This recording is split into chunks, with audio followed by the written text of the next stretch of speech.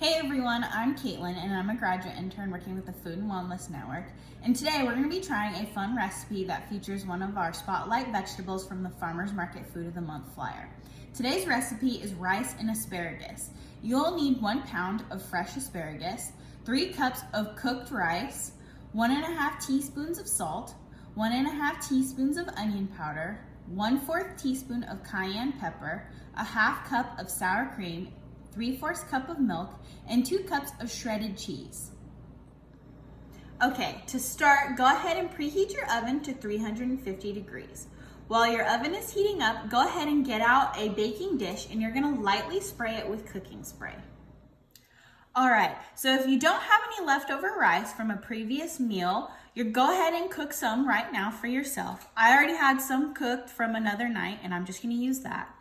With your asparagus, you're gonna go ahead and cut it up into 1-inch pieces and you're gonna clean it and then you'll need to cook it. I chose to cook mine in the microwave, which takes about 4.5 minutes, and they should look something like this.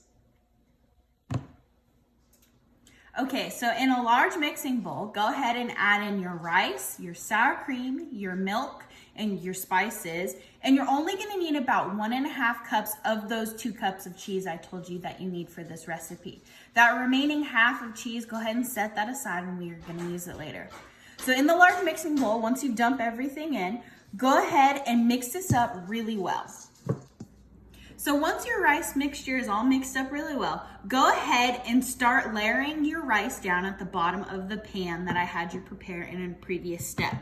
So you're gonna smooth out half of your rice mixture over the bottom, and then you're only gonna take about half of that asparagus and layer it over the top of that rice, like you see I've done here.